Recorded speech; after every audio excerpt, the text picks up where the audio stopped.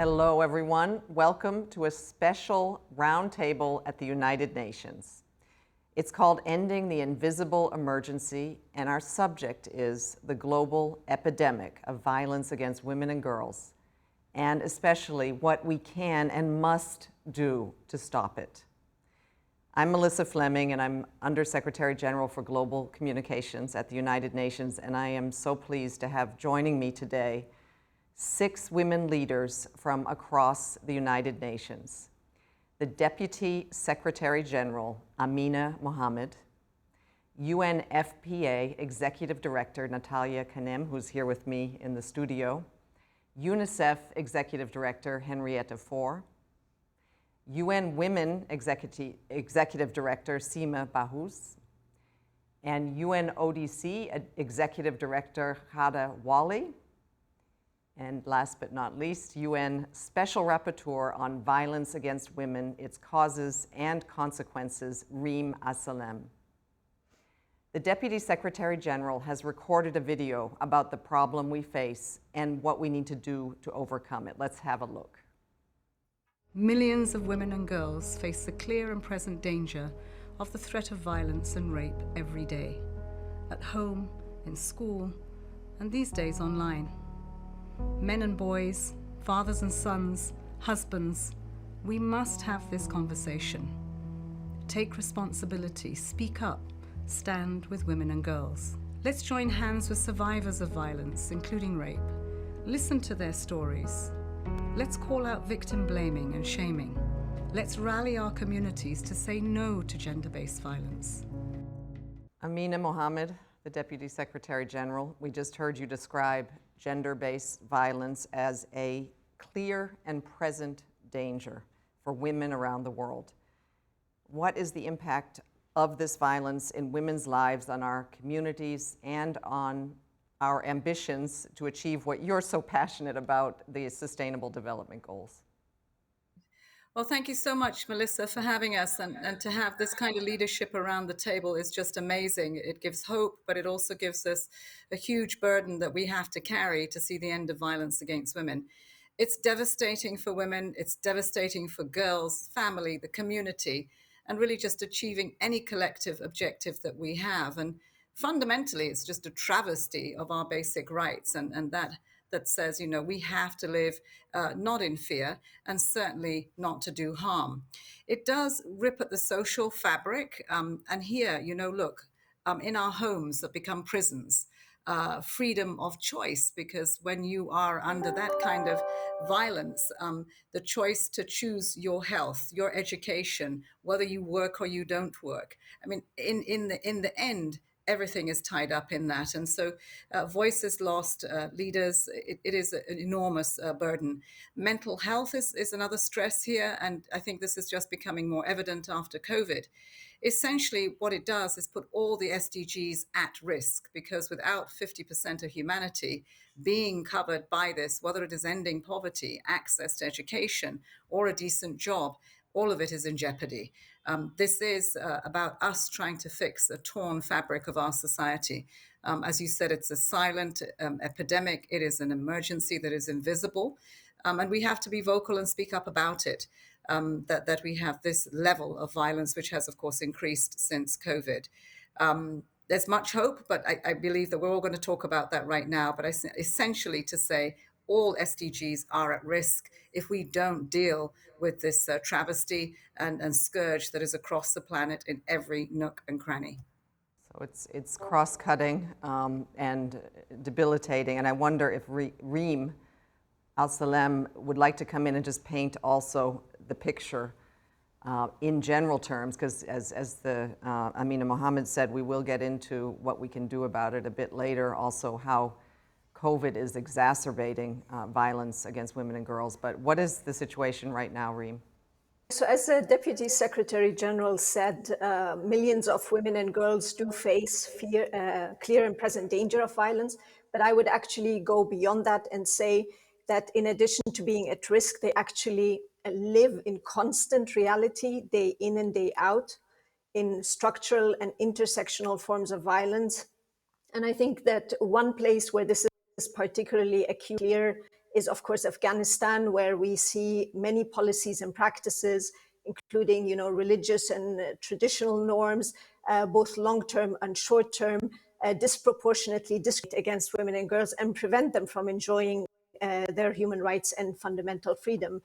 And this violence really permeates all aspects of our life, every space, both private and public, and starts very early on. So from childhood, where the odds are really pitted women because of discrimination and inequality. So we're really looking at a continuum of violence. And that's why I also ask myself whether we're really talking about an invisible emergency, in the sense that it is quite visible for those who want to see it, right? It's a bit like the climate crisis. The evidence is there, we can see it, we can see the consequences.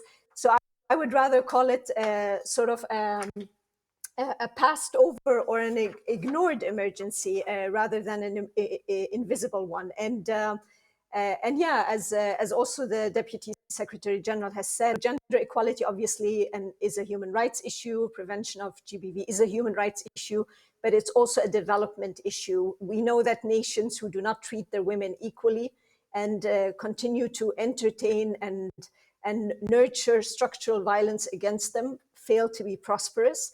And that is precisely why SDGs explicitly address the issue of equality and violence against them. Thank you so much for that perspective, Reem. And I wonder, Henrietta Fore from UNICEF, Reem mentioned that this is starting at a very early age, the violence. It's affecting girls. I wonder if you could let us have your views on the situation around the world.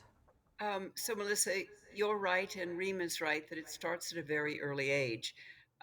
And maybe it would be useful, Melissa, if I talked a little bit about what's happening at the country level. But there is definitely a renewed sense of urgency because there is a global surge in violence against women and against girls. And in response, it is very clear that as the United Nations and as the nonprofit world and as governments, that we really have to start scaling up with a new sense of urgency and innovation in our work. We've been able to provide help to 17.8 million women, girls, and boys with GBV interventions across 84 countries, but it's not enough. It's just a beginning. So, Melissa, would you like me to give you a few country examples now or pick it up later? I think if we're going to go into the exacerbation from the COVID-19 pandemic, I might come back to you. But yes, I mean, thank you for that. And I think it does come alive when we can hear examples. So let's come back to you in the next round. Thank you very much, Henrietta. I have Natalia here with me in the studio, who is the Executive Director of UNFPA. How are things for women and girls in general around the world? Just, I mean, even before the pandemic, things were pretty bad.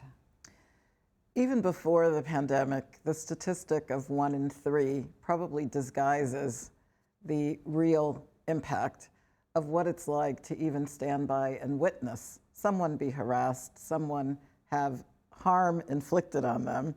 And for women and girls, I think there's also, sadly, cooperation with a tradition of silence. So there's almost like a conspiracy of silence, which says, I don't want to be stigmatized. I don't want to be embarrassed. I want to shield others from knowing what's happening to me. So the huge psychological toll really cannot be minimized. At the beginning of the pandemic, UNFPA and our academic partners predicted, and sadly it came true, that we were going to see huge surges because of the lockdown, quote unquote, environment, the interruption of people being able to travel. So like DSG has said, this is a human rights issue. When Secretary General calls for peace in the home, this is a prevalent pandemic. You know, like Reem was saying, the fact is, do we open our eyes and look? So we all have to examine, why is it that someone doesn't step forward? The woman, the girl herself, the people who surround her, and the justice system that's supposed to protect her from the ultimate femicide, which is the most extreme form. And women die from femicide every single day. Okay, So I think we're really outlining a landscape of that's very problematic, that has so many layers and dimensions. Seema Bahous, who is the very new incoming Executive Director of UN Women, it's great to have you here. It must be actually quite overwhelming to have joined UN Women and have this kind of state of the world for women and girls presented to you, and given the role that you have, what is your perspective on how bad it is? Well, thank you, Melissa. And yes, I mean, I must agree with everyone who said that gender-based violence is a human rights issue. It is also a development issue. UN Women, we have been doing rapid gender assessments on this issue, and this has been confirmed that we have been seeing since the pandemic began violence against women and girls intensifying, and we have called it the shadow pandemic. The surveys that we have done have polled around 16,000 women from 13 countries, and this has revealed that 1 in 2 women reported that they or a woman they know started to experience some form of violence against women since the onset of COVID-19 pandemic. Yet, only 1 in 10 will report that to police or will ask assistance from police. And this is something that we really need to look at very carefully. This low level of trust in the institutions that are expected to protect women and to provide them access to justice comes from a variety of factors that we really need to look at, and we are looking at. First of all, many women lack access to services, to health services, to basic support services, to police responses, to justice, to legal aid. This is something important that we really need to look at. Also, many women lack and don't have access to safe accommodation and shelter. There is also poor coordination between the different institutions that are working to help women on these issues. And we really, we are as a UN working with all these agencies to ensure that this better coordination happens for the sake of women who have been violated and who have been the victims of violence.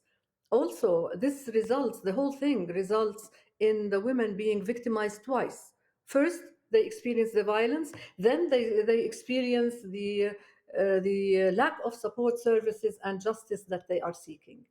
And many times they find that even when reported and even when they have access, the perpetrators are very seldom brought to justice. And this makes women also feel that if their violators have impunity, then what is the purpose of going and reporting that, and so on and so forth. So, I mean, what we need really to do is to ensure that everything that is around this access for women and around providing the services for women, including high quality police, justice responses, accessibility to all this for women and girls is there. Also, we need to see police and judicial actors demonstrating commitment for women, and we are working on that as well. Also, we need to see more women in the police forces, more women who are trained, who can stay in the police force, because women would feel much more probably safer if they would go to a shelter or to a help center where they will see a woman to whom they can talk and who probably can relate to them in so many different ways than men, maybe. And also we need to address the institutional and structural barriers that the patriarchal systems that we live through and the negative stereotyping about this violence against women and about women and girls in general, we have to work on that. So these are the issues. And as was mentioned by our DSG, this is a problem for the Sustainable Development Goals. It is a problem for economic recovery because the costs of violence against women are high. They are in the trillions, and they will impede and they will slow down economic recovery, and they will definitely slow down the achievement of the SDGs. It sounds like, again, a multi-layered problem that until especially that justice piece is solved, women will not feel like they can go forward and have that confidence to do anything. Thank you for laying out all the issues that need to be solved, and we're going to come back to what your agencies and the United Nations can do to be part of that solution. Ghada Wali, you lead the UN Office on Drugs and Crime. What, from your perspective and your organization's perspective, can you add to this overview of what we've been discussing? Hello, Melissa. Thank you. Indeed, we believe at UNODC that among the very important roles we should be playing is availing data. And that's why we regularly monitor the situation of women. And we have just released new data last month, where we are seeing that the situation is not improving. And while in 2020, 47,000 women and girls worldwide died at the hands of intimate partners or other family members, this means 11 minutes, a woman, or every 11 minutes, a woman or a girl somewhere in the world is killed by someone in her own family, in the place where she should find shelter and protection. Only 1/5 of homicide victims are women and girls, but 58% of victims of intimate and family homicide are women and girls. So even the regions where decreases have happened, the geographical regions where we have seen decreases in other types of homicide, the available evidence still suggests that the problem of femicide is not being addressed. And maybe this is because of the reasons that Seema has referred to. For example, in Eastern Europe, female homicides outside the home have fallen by 47% over the past decade in Eastern Europe, while female homicides by intimate partners or other family members only fell by 15%. So we see similar trends in Western Europe and in South America, where general female homicide has fell, but when it happens in the home, in the protection of the home, where it is hidden and unseen, there is impunity, and that's why it has not gone down. Different and serious forms of crime actually are committed against women and help complicate the problem. For instance, early marriages. When you have early marriages and it is a girl child being married, she is more vulnerable and weaker and has no voice to defend herself. When she is a victim of human trafficking, again, she is vulnerable and has no way of protecting herself or defending herself. When she is a captive of a terrorist group recruited as a girl child, again, a situation where greater dangers are around her and armed groups are using forced marriages in many parts of the world, and in my part of the world, to reward or attract recruits. We have been seeing those in the Middle East, in areas in the Middle East, and it's very sad to see that the rates of child marriage is also increasing in some countries with and due to the prolonged conflicts and due to increased poverty. And this increases the vulnerability of women and increases their weakness in front of those who actually are harming them and perpetrating this violence against women. Thank you. I have to say this, all of your interventions are painting a terrible picture. And now we have the COVID-19 pandemic. So let's move to looking at how the COVID-19 pandemic has, I think you've touched a bit upon it, but UN Women recently released a report confirming what we have sensed and what you have outlined for a while now, that levels of violence against women and girls have increased alarmingly in the shadow of the pandemic. And across 13 countries, 1 in 4 women surveyed said they felt more unsafe at home. I think Ghada Wali was just mentioning that, since COVID-19. So the home is becoming more unsafe. It was already perhaps for many unsafe, but in the context of COVID, very unsafe. And even yet when women do go out into the streets, 1 in every 2 women feel unsafe walking alone at night, and 1 in every 5 feel unsafe walking during the day. So women are not feeling safe in their homes, in public spaces, in schools, or in workplaces, and the pandemic has only made this worse. Have things gotten, in your view, Natalia, much worse since COVID? Look, I think we have to be clear that COVID drastically increased the amount of gender-based violence around the world. And in fact, all of the stats that we provide, we know are under-reporting, again, because women have an instinct to protect the family. They self-censor. Let me tell you that with the significant spike in physical violence during COVID, because we now, with girls home from school, with so much in the virtual space, we also saw the use of technology with increased harassment of women and a danger zone where a girl or a woman online, thinking that she's in a private, safe space, can be hounded by a type of online violence. Over the 16 days against violence, which ended on Human Rights Day earlier this month, UNFPA raised this issue, which is so wrong, that copyright protections far exceed the protection of someone's body online. You're a politician, you're a schoolgirl, for goodness sake, and image-based abuse proliferated because the virtual spaces became more the norm during COVID. Now, the conversation that UNFPA and others started around body right is trying to say that the legal protections in technology have to be raised so that we don't get new horrible forms of additional abuse against women. So we've called for those who are the owners of technologies, those who are teachers working with bullying in a virtual space, and all of us, especially men who hold power, to do what's right to make sure that a woman can walk down the street wearing whatever she likes at whatever hour of the day, that she should not be shut out of a virtual dialogue, right? Because again, it inhibits the type of dialogue that it's going to take to solve the problem. The last thing that I have to say about COVID is that for UNFPA, and we depend on young people, all of us in United Nations, to be part of the solution. It's been wonderful to see young people step up to correct disinformation.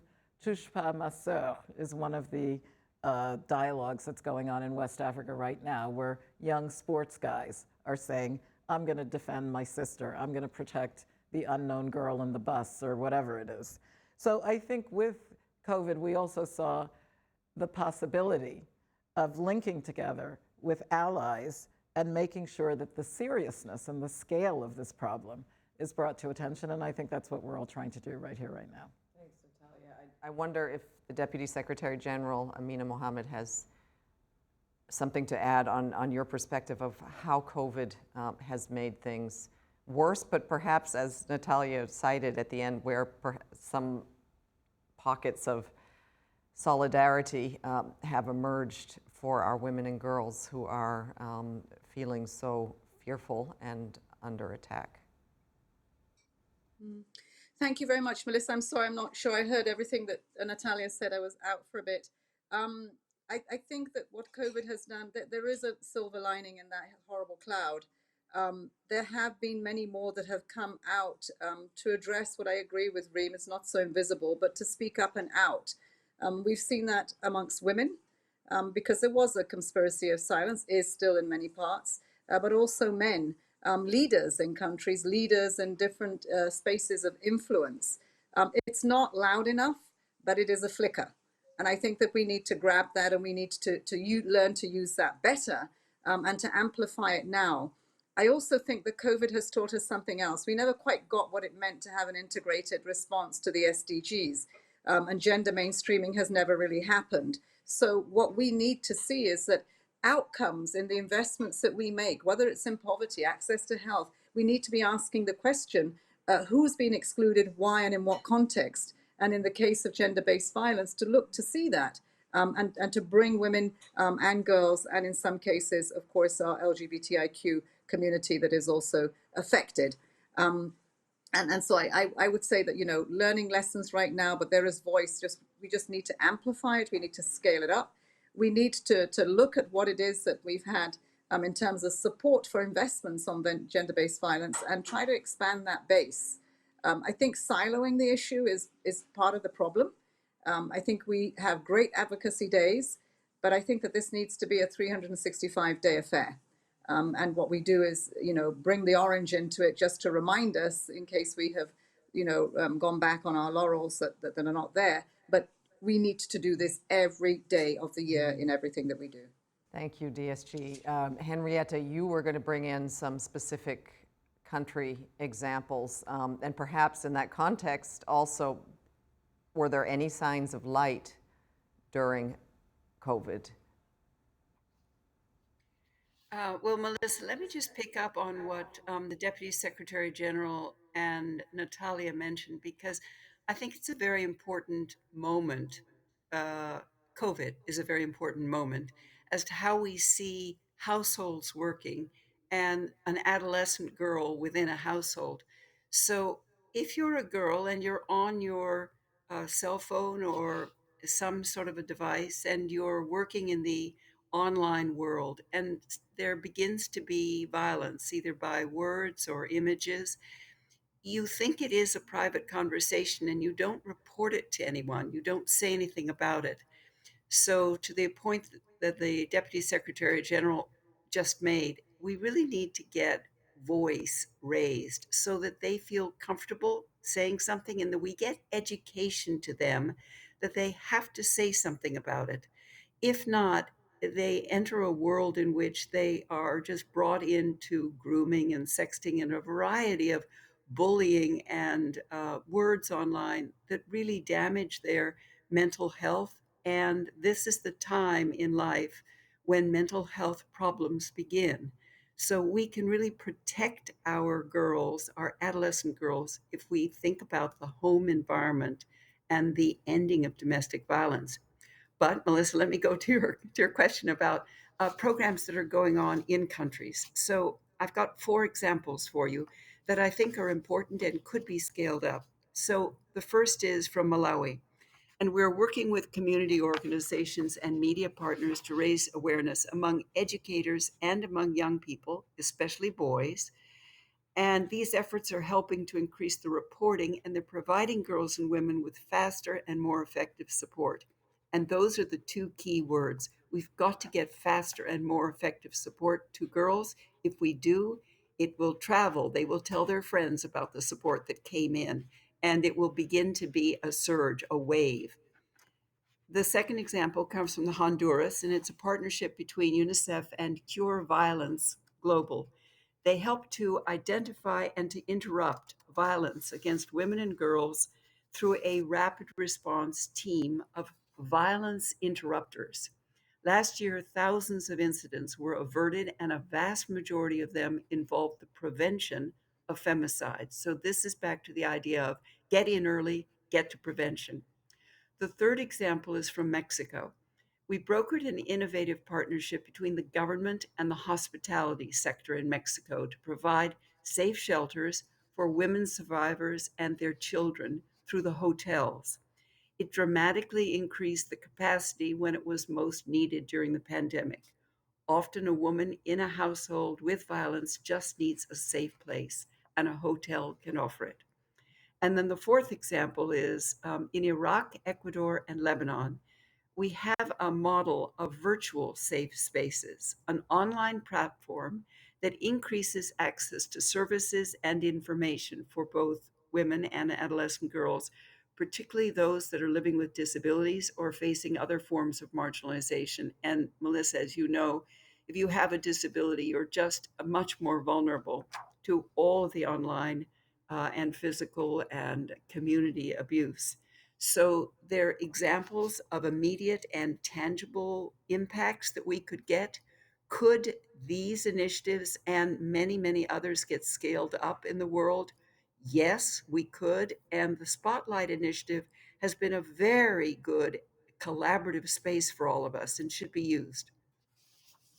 Thank you for those inspiring examples, because I think we really needed a dose of hope here, and that there are so many community initiatives around the world, including partnering with the UN and UN agencies like UNICEF, that are really making a difference, that are giving women and girls places to turn, that are interrupting violence, and prevention is what we all need. And thank you all for also raising the terrible phenomenon now of the digital space and how damaging it can be, and the crime that is being perpetrated there against women and girls as well. So many spaces of danger, but we're now looking for examples where we can latch on to hope. I wonder, Seema, can we go to you now? And has UN Women found any examples of ways we can turn things around for women and girls, and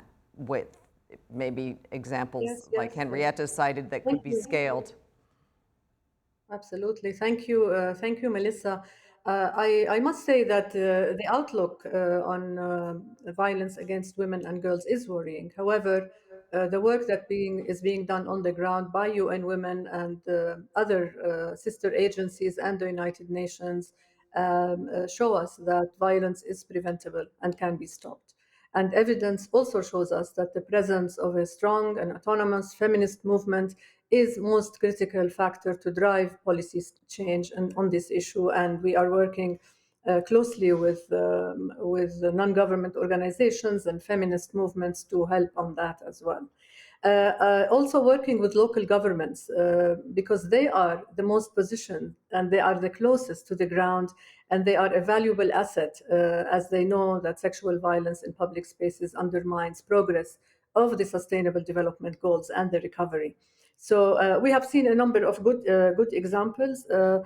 Before I give the examples, I want to say that also another ray of hope is that 155 countries worldwide have passed laws on domestic violence against women and girls. However, we do still have a challenge that these laws must be implemented and must be enforced as well. One of the examples I would like to give is from Bolivia, in the city of El Alto. We brought together representatives from neighborhood councils, school boards to increase awareness around COVID-19, and including a tailored digital media platform providing information, guidance, and care for survivors of sexual harassment and other forms of violence against women and girls through and after COVID-19. The initiative was accompanied by a communication strategy to prevent cyberbullying and ICT-facilitated sexual violence. The city also developed communication materials and an active online listening initiative with the women's rights organizations to provide survivors of online sexual harassment and other forms of violence with care, with guidance on how to report it, and information also on COVID-19 and how to handle it. In Colombia, also, the city of Bogota created a network of 630 stores and supermarkets and pharmacies, 37 gas stations, and 7 cafes, where women could go and report their abuse to receive guidance, to seek institutional accompaniment, and to access referral pathways for multi-sectorial support. And this is really another good example.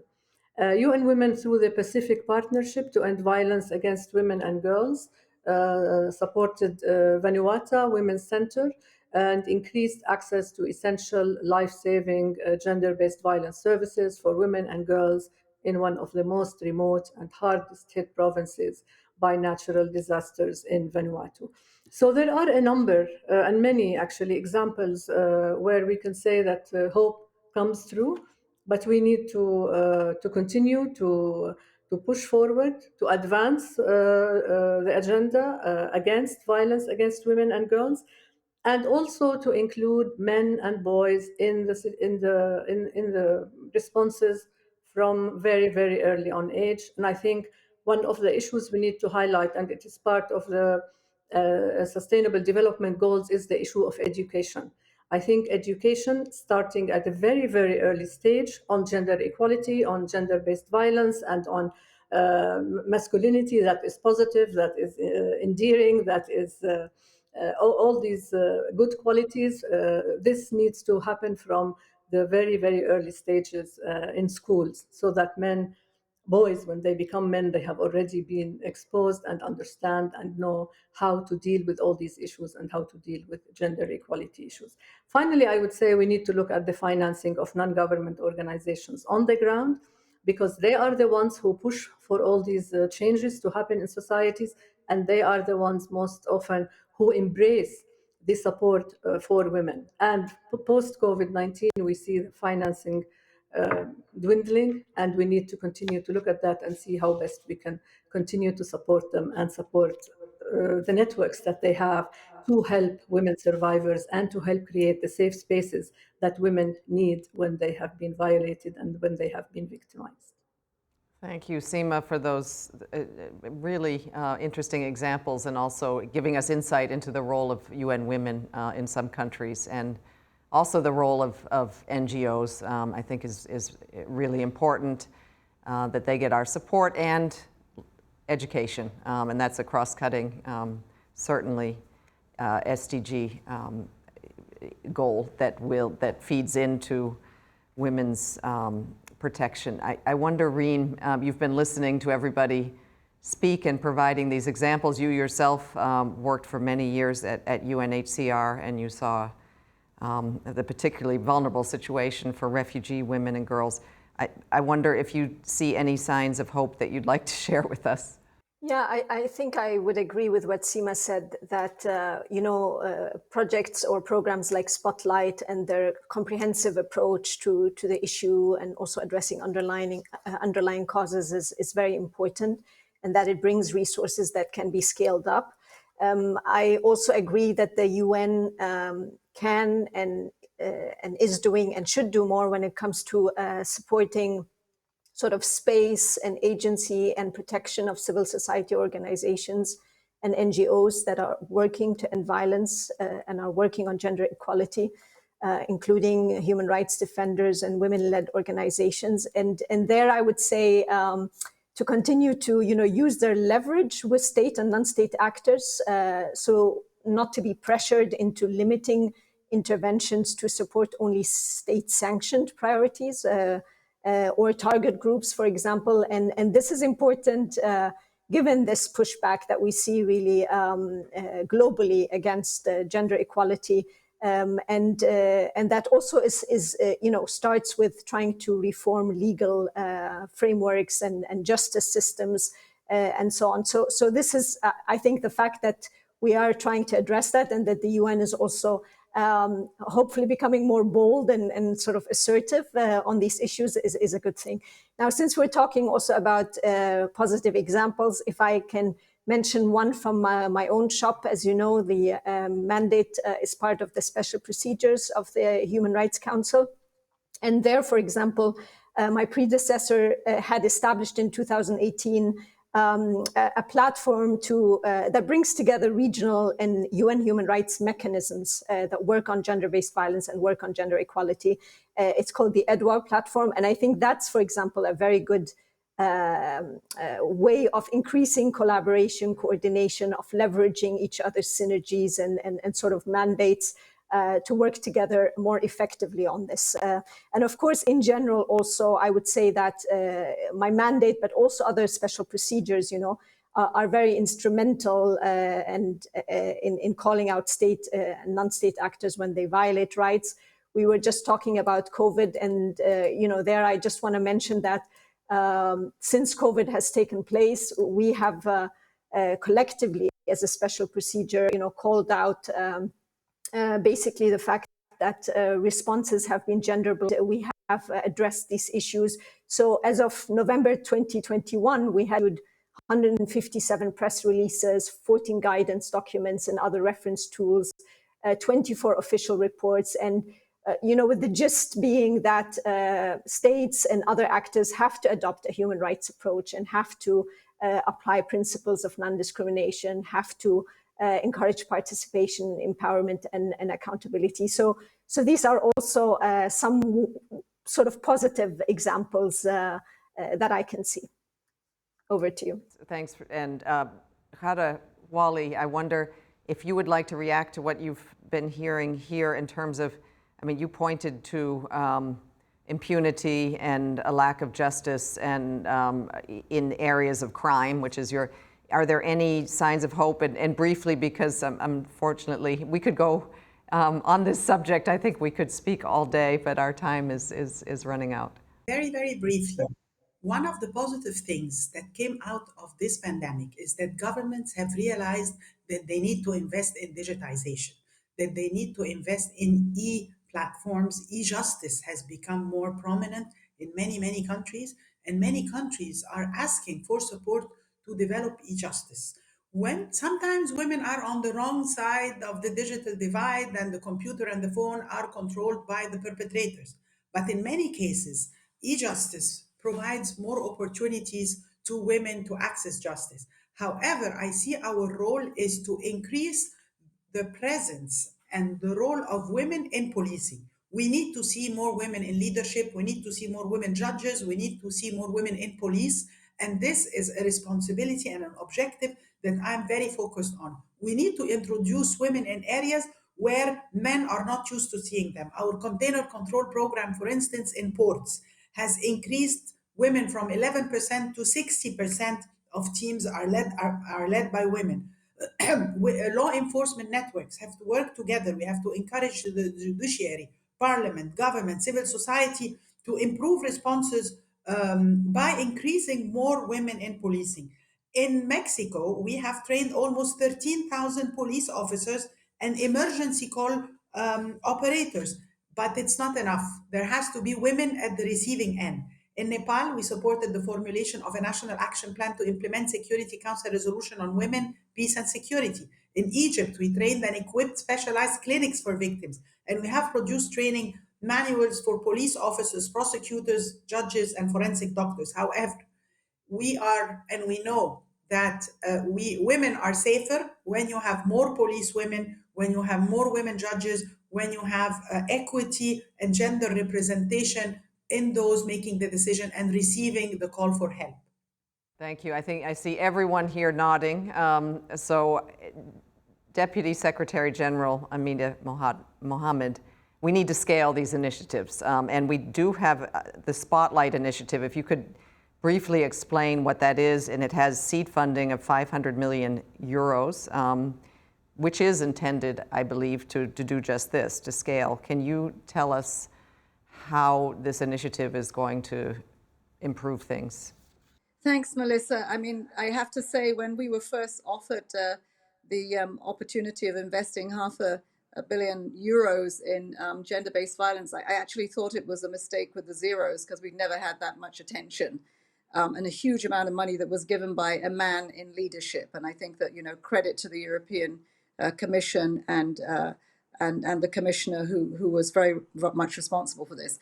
Having received that, I think it was very much about building on what we had. UN Women, UNFPA had done an enormous amount of work on violence against women and girls. And so we had to build on that. But we made a concerted effort listening to the stakeholders and constituents that we were not getting to the ground sufficiently. And I have to say that for that, a bold effort made to really partner with civil society and with our country teams in this new reform to get it out the door. And eventually that has happened. And so the scale on the investments that have been made with essential services, over 650,000 women have had benefits, and maybe even more, despite COVID. And I think that this is a real effort of coming together against this scourge. But we also had a huge education component. I've been hearing here how we need to have better education around this, on positive masculinity, respectful family relationships, and that almost 1 million men and boys were included. The laws and the policies that have been passed to address it, Seema mentioned this, and of course implementation of those laws and enforcing them will require a lot of efforts. Certainly we can follow through on the 17 countries that we saw this on using Spotlight resources. We've seen lots of young people in and out of school programs that have joined this, again, trying to make this a whole of society effort. And I'd really like us to really show that leadership from the Spotlight Initiative, the UN system really pushing through resources to civil society was a success, and we need to do more. We learned a lot more, as civil society did, about how to get global to local on both efforts, New York or global civil society. We had to do things differently to make sure that the local service providers were being given these resources. And so we had over $150 million that went out of this resources to civil society. We want to see that, of course, scaled up.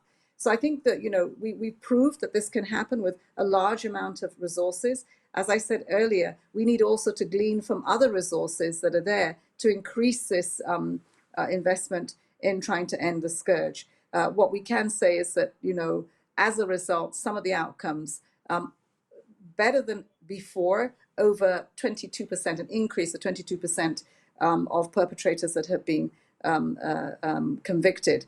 So the model needs to scale. The EU, the European Commission needs to be accompanied with this, and we need to broaden the base. And that's what we're trying to do, leveraging domestic resources. That's where the sustainability and ownership of the problem will be seen in what they invest in it, but also from the international community, that they acknowledge that the work is not done yet. If anything, we have taken steps backward, and so we need to stop the slide and push more forward.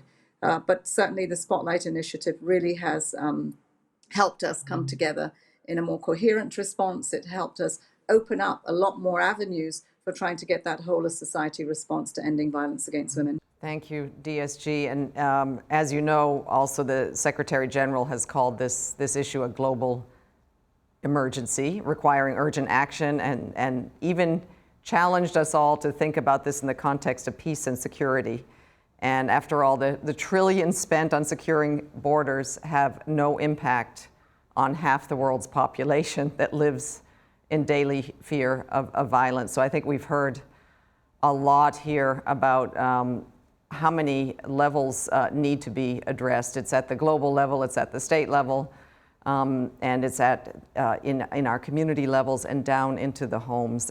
And I think we've learned a lot about how the UN, the Spotlight Initiative, and the individual organizations represented here, and including also the Human Rights Council, is responding. I think we need loud voices, and we need to call on the world to continue to invest. I think the DSG wants to come in for one last word. I was hoping, yes, you were going to get to the last word. And I think that, this has been an amazing conversation, and I hope people have taken away three things that I'd just like to push. The tools, and we heard a lot about the tools that are available. I think the UPR on the human rights agenda is incredibly important for us to leverage. I believe that we have sufficient tools, we have sufficient messages. What we're not quite getting right are the messengers. And we need to do better on that and to reinforce and get them out into spaces where they can make a difference. And the second thing is about voice.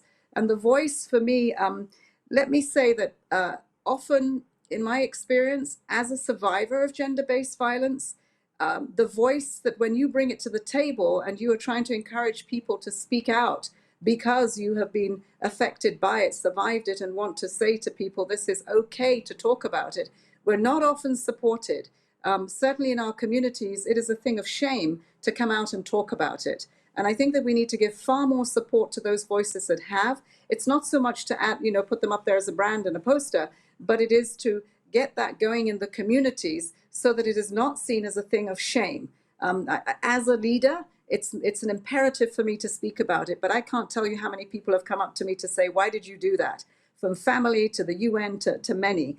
And this is the same for boys. When boys come out to speak up for their sisters, their mothers, their girls, the women in their lives and in their societies, they also need to be not just applauded, but supported to increase that voice in the way it should be. And let me go a step further. There are presidents who are speaking on this, really big leaders that, we don't want it just to be a one-off because it is the 16 days of Orange. It needs to be presidents speaking on that every day. How can we find a way past the shame that, quite frankly, many men who are perpetrators, they're in denial. Many of them, they feel that it is a right that they have, or it is our fault. We women and girls, you got this upon yourself. You deserve this, whether it's what you wore, what you said, how you speak, the work you do, whatever it is, it's your fault. And so I think we really have to get into the human space here. And in the messaging and the messengers that go out, voice is important to support. Last but not least, Melissa, leadership. We have never had so much opportunity in the United Nations family with the Secretary General as our feminist in chief to open up the space to women in leadership. You can see them on the screen, amazing women. 50%, we have parity in our management. We're occupying space. Now we need to challenge ourselves. What are we doing with that space? And how are we moving that through our agencies into the field and getting results with what we do? So leadership is one thing to see women in leadership. It's another thing to say, as we occupy and want to keep that space, increase that space, we also have to take responsibility for what it is that we're going to deliver to make those changes. So watch this space. The world will see things happening differently. There will be transformations because women leadership is there. So thanks for this space. This has been really a wonderful opportunity for the world to see us acting together in the same direction, bringing an end to violence against women. I think that was a perfect note to conclude on, and I think you've called not only all of us to action here at around this table, but to those of you who tuned in, please join forces with us in supporting women and girls and be leaders in your own communities. Thank you so much from the United Nations. Thank you, Deputy Secretary General Amina Mohammed, Seema, Henrietta, Ghada, Reem, and Natalia.